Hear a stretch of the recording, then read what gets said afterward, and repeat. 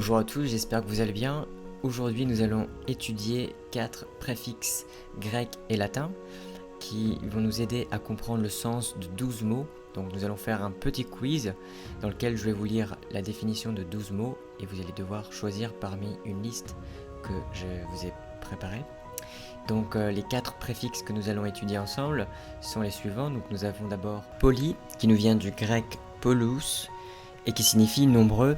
Ensuite, nous avons mono, qui vient du grec monos, et qui veut dire unique, seul.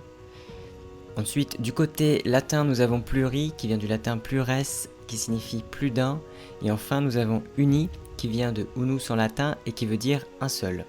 Alors maintenant, vous avez une liste de 12 mots, parmi lesquels vous allez devoir choisir quand je vais vous lire les définitions.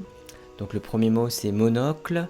Ensuite, j'ai polyphonie, univoque, monogame, monarque, monothéisme, polynésie, unilatéral, polychrome, pluriséculaire, monologue et enfin monopole. Alors je vais vous lire la première définition, donc la croyance en un seul Dieu. La deuxième définition est mot qui n'a qu'un sens. Troisième définition, petit vers correcteur unique. Quatrième définition, combinaison de plusieurs voix, plusieurs instruments. Cinquième définition, discours qu'un personnage se tient à lui-même. Sixième définition, chef qui règne seul dans un pays. Septième définition, l'une des 3 régions traditionnelles de l'Océanie, c'est un large groupement d'îles situées dans le centre et le sud de l'océan Pacifique, composé de nombreuses îles. Huitième définition, trafic exclusif fait en vertu d'un privilège. Neuvième définition, qui n'a qu'un seul époux ou épouse ou un seul partenaire sexuel. Dixième définition, qui est de plusieurs couleurs ou fait avec des matières de diverses couleurs. Onzième définition, qui est situé d'un seul côté. Et enfin, la 12e définition, qui s'étend sur plusieurs siècles. Alors à présent, on va voir les réponses. Donc la première réponse était monothéisme, qui est donc une croyance en un seul Dieu. Le suffixe nous vient du mot théos, qui veut dire en grec Dieu.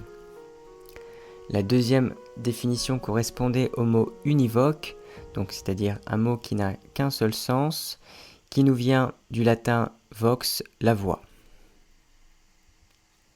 La troisième définition correspondait au mot monocle, qui signifie petit vers correcteur unique. Le suffixe nous vient du latin oculus, l'œil. La quatrième définition correspondait au mot polyphonie, qui signifie combinaison de plusieurs voix, plusieurs instruments, dont le suffixe nous vient du grec ancien phoné, qui signifie voix. La cinquième définition correspondait à monologue, qui est un discours qu'un personnage se tient à lui-même. Le suffixe nous vient du grec ancien logos, qui veut dire étude ou discours. La sixième définition correspondait au mot monarque, qui est un chef qui règne seul dans un pays. Le suffixe nous vient également du grec archos, qui signifie dirigeant. La septième définition correspondait au mot Polynésie, donc, qui est l'une des 3 régions traditionnelles de l'Océanie, un large groupement d'îles situées dans le centre et le sud de l'océan Pacifique, composé de nombreuses îles. Le suffixe nous venait de nessos, qui veut dire en grec île. La 8e définition correspondait au mot monopole, qui désigne un trafic exclusif fait en vertu d'un privilège. Le suffixe de ce mot nous vient du grec polein, qui veut dire vendre. La 9e définition correspondait au mot monogame, qui veut dire qui n'a qu'un seul époux ou épouse ou un seul partenaire sexuel. Le suffixe nous venait de gamé en grec, qui veut dire j'épouse. La 2e définition correspondait au mot polychrome, qui veut dire qui est de plusieurs couleurs ou fait avec des matières de diverses couleurs. Le suffixe de ce mot nous vient du grec chroma qui signifie couleur. La 11e définition correspondait au mot unilatéral qui signifie qui est situé d'un seul côté. Il nous vient du latin latus lateris qui veut dire côté ou flanc. Et enfin, la 12e définition correspondait au mot pluriséculaire qui veut dire qui s'étend sur plusieurs siècles. Le suffixe nous vient du latin saecularis ou saeculum qui veut dire siècle. J'espère que la vidéo vous a plu. Si vous voulez recevoir des conseils en français, vous pouvez cliquer sur le lien qui se trouve dans la description. Si vous avez envie de me donner des suggestions pour mes prochaines vidéos, vous pouvez aussi écrire dans les commentaires en bas de la vidéo.